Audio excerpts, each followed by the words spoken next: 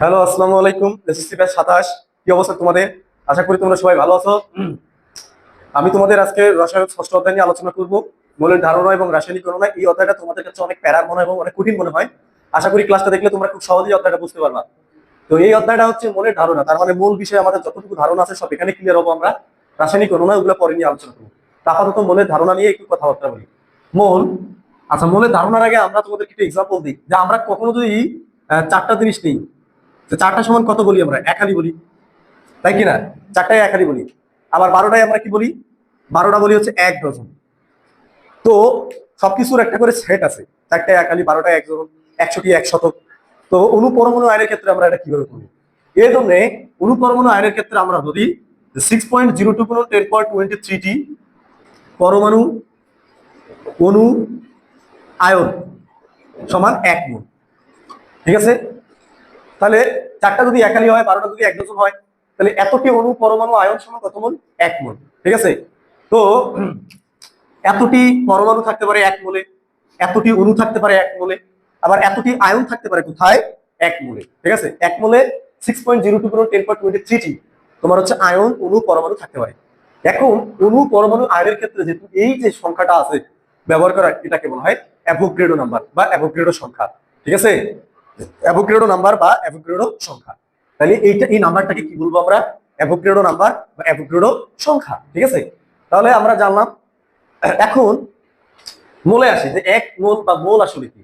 আমি লিখে রাখছি কোন পদার্থের যে পরিমাণে, কোন পদার্থের যে পরিমাণ, যতটুকু পরিমাণের মধ্যে এই 6.02 গুণন 10^23 পরমাণু, অণু, আয়ন থাকে, সেই পরিমাণকে ওই পদার্থের মোল বলে। তাহলে যে পরিমাণের মধ্যে, এখন যে পরিমাণ বলতে কি? আমরা জানি যে 1 মোল কার্বন, 1 মোল কার্বনের ভর কত গ্রাম? 12 গ্রাম। তাহলে 12 গ্রামে আমাদের 6.02 গুণন 10^23 কি আছে? অণু, পরমাণু, আয়ন আছে। অতএব এটা কার্বনের হবে 1 মোল। ঠিক আছে? তাহলে মোল হচ্ছে কি? কোন পদার্থের যে পরিমাণের মধ্যে 6.02 গুণন 10^23 পরমাণু, অণু, আয়ন থাকে, সেই পরিমাণকে ওই পদার্থের মোল বলা হয়। এখন তাহলে 1 মোল কার্বন কত গ্রাম? 12 গ্রাম। তার মানে 12 গ্রামের মধ্যে আমাদের এই এতটুকু পরমাণু, অণু, আয়ন থাকলে তখন আমরা ওটাকে বলবো কার্বনের মোল সংখ্যা। ঠিক আছে? তাহলে আমরা লিখি যে 12 গ্রাম কার্বনে কি আছে? 6.02 গুণন 10^23 অণু, পরমাণু, আয়ন আছে। তাহলে আমরা বলবো যে এইটাই হচ্ছে কার্বনের কি মোল মোল। এখন 1 মোল কি বলবো? 1 মোলের ক্ষেত্রে আমরা কি কথাটা ইউজ করবো? ঠিক আছে? 1 মোলের ক্ষেত্রে কি কথাটা ইউজ করি? এখানে লিখে রাখছি রাসায়নিক পদার্থের পারমাণবিক ভর। এই পারমাণবিক ভর কথাটা শুধুমাত্র পরমাণুর ক্ষেত্রে প্রযোজ্য, অথবা আণবিক ভর। এই আণবিক ভরটা অণু বা যৌগের ক্ষেত্রে প্রযোজ্য। তাহলে রাসায়নিক পদার্থের পারমাণবিক ভর অথবা আণবিক ভরকে গ্রাম এককে প্রকাশ করলে, কোন এককে? গ্রাম এককে প্রকাশ করলে যে পরিমাণ পাওয়া যায় তাকে ওই পদার্থের 1 মোল বলে। ঠিক আছে? ঠিক আছে? তাহলে রাসায়নিক পদার্থের পারমাণবিক ভর অথবা আণবিক ভরকে গ্রাম এককে প্রকাশ করলে যে পরিমাণ পাওয়া যায় তাকে ওই পদার্থের 1 মোল বলে। এবারে আসি মোলার আয়তন। মোলার আয়তন, মোলার আয়তনটা আবার কি? দেখি এখানে 1 মোল গ্যাসীয় পদার্থ। ঠিক আছে?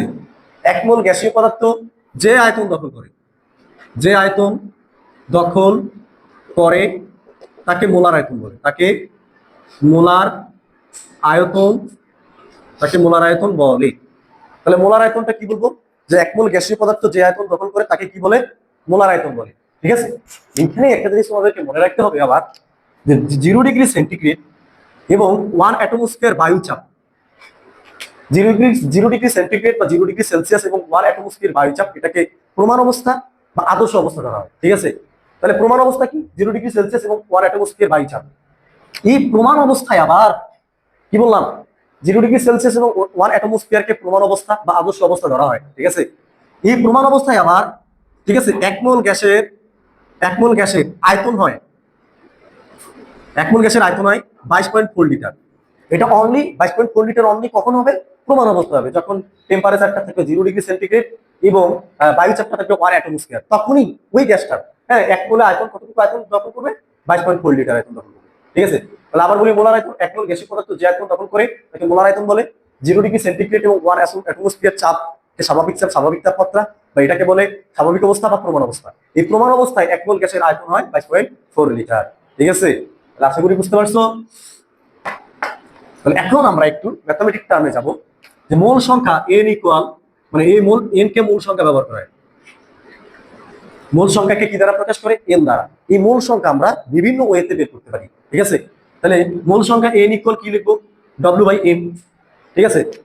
ভর ভাগ আণবিক ভর, এই ভরটা হচ্ছে দ্রব্যের ভর, আর এই m হচ্ছে আণবিক ভর, এটা বড় হাতের m দিই, আণবিক ভর।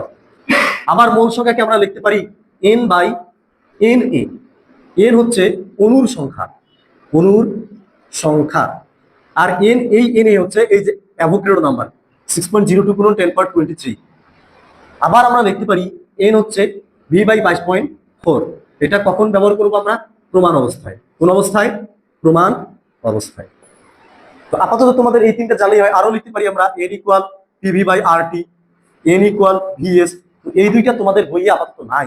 আমরা এই তিনটা ভালো করে মনে রাখতে পারলে আমরা সাইটে যে ম্যাথ লিখে রাখছি এগুলা তোমরা ইজিলি পারবা। তাহলে n equal w/m, n equal n/na, n equal v/22.4। Obviously এতটা কি থাকবে, মিটার থাকবে। আর এই দুইটা তোমাদের লাগবে, এটাও কিন্তু n। তো একটা জিনিস খেয়াল করো তোমরা, যে এটাও n, এটাও n, এটাও n, তাহলে আমরা এটা লিখতে পারি না w/m, এটাও তো n। আবার n/na, এটাও তো n। আবার v/22.4, তার মানে প্রত্যেকটাই n পরস্পর কি সমান লেখা যায়, ঠিক আছে।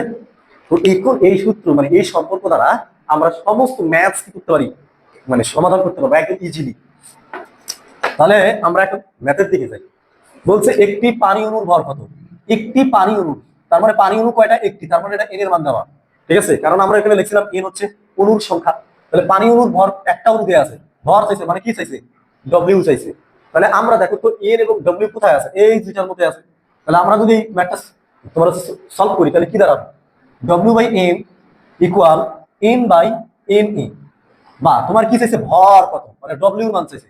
তাহলে w গুণন na, m গুণন n, তাহলে বা w কি হচ্ছে m গুণন n, নিচে আসতেছে na।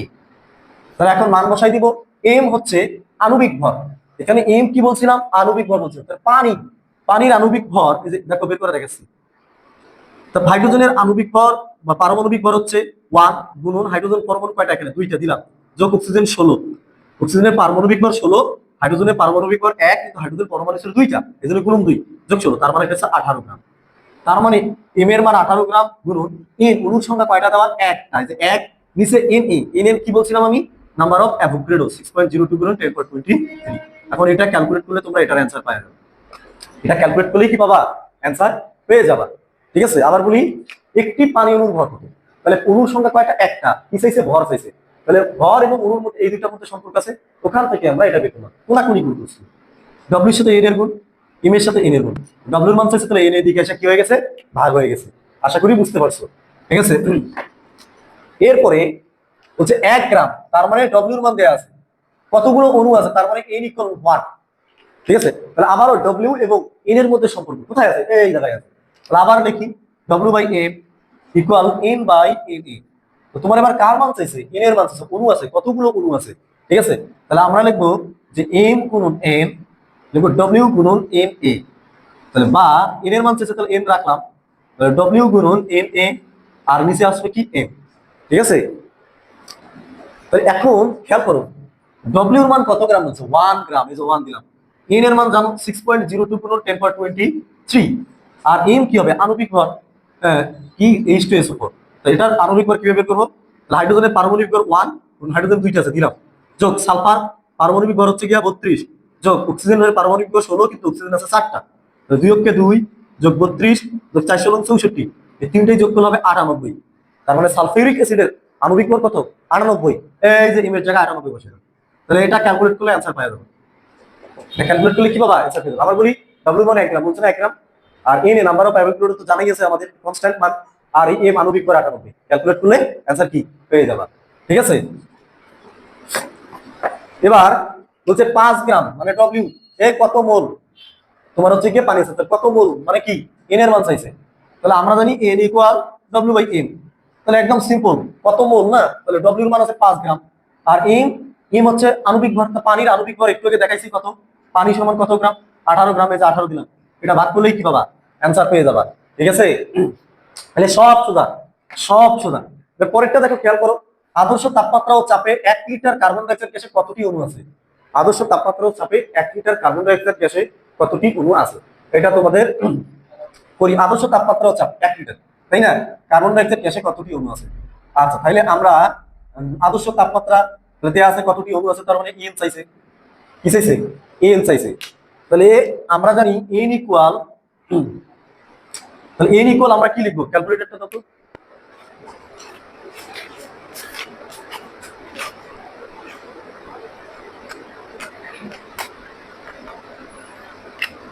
কতটি অণু আছে, ঠিক আছে? আদর্শ তাপমাত্রা ও চাপে কতটি অণু আছে? আচ্ছা, তাহলে এইটা কেন দেখো, অণু অণু চাইছে, তার মানে এন এর মান চাইছে, আর আদর্শ তাপমাত্রা মানে কি, ভি এর মান দেওয়া আছে। তাহলে ভি এর মান কি হবে? আদর্শ তাপমাত্রা একটু আগে কি বলছিলাম আমি, যে 22.4, তাই কি না? তাহলে আমরা দেখো তো এইখানে ভালো করে খেয়াল করো, তাহলে এই জায়গায় দেখো, এই যে আদর্শ তাপমাত্রা এইটার সম্পর্ক আর এইটার সাথে এটার সম্পর্ক, তাই না? অণু অণু চাইছে অণু, তাহলে এন এর মান, আর বলছে আদর্শ তাপমাত্রা ও চাপে, তাহলে আদর্শ তাপমাত্রা ও চাপে আমরা কি জানি? আয়তন 22.4 এইখান থেকে, ঠিক আছে? আবার এই যে ভি, ভি আছে 1 লিটার, আর আদর্শ তাপমাত্রা আয়তন হচ্ছে 22.4। ওকে, তাহলে আমরা লিখি n by n A equal, এখানে আছে কি ভি বাই 22.4, তাহলে তো আমরা কার মান বের করবো? ইন, কারণ অণু আছে, তাহলে ইন গুণন 22.4 ইকুয়াল ভি গুণন এন এ। এই সম্পর্কটা কিন্তু এখান থেকে পাইলাম। তাহলে এখন তোমার এন এর মান চাইছে এন, তাহলে ভি গুণন এন এ, আর এই 22.4 এখানে এসে কি হবে? ভাগ হবে। তাহলে ভি এর মান হচ্ছে 1 লিটার, যে 1 লিটার দিছে, গুণন এন এর মান তোমরা জানো, নাম্বার অফ অ্যাভোগাড্রো 6.02 গুণন 10.23, আর নিচে আছে 22.4। তাহলে এটা ক্যালকুলেট করলেই কি পাবা? অ্যান্সার পাবা, ঠিক আছে? তাহলে আবার বলি, আদর্শ তাপমাত্রা হচ্ছে 1 লিটার, তাহলে আয়তন এইটার সাথে আছে, আবার অণু অণু এটার সাথে আছে, এই দুটো সম্পর্ক দেখা এটা করলাম। ওকে, এগুলা তোমরা পাবা, এটা তোমরা বাসায় ট্রাই করো একটু, ঠিক আছে? তাহলে এই যে এতটুকু ক্লাস করার কারণে তোমরা কিন্তু একটা গুরুত্বপূর্ণ জিনিস আমি আশা করি বুঝতে পারছো, ঠিক আছে? নেক্সটে আমরা এই অধ্যায়ের যে মানে টপিক ওয়াইজ আস্তে আস্তে আগাবো। সে পর্যন্ত ভালো থাকো, সুস্থ থাকো, আল্লাহ হাফিজ। কারো কোনো সমস্যা থাকলে কমেন্টে জানাও। আল্লাহ হাফিজ।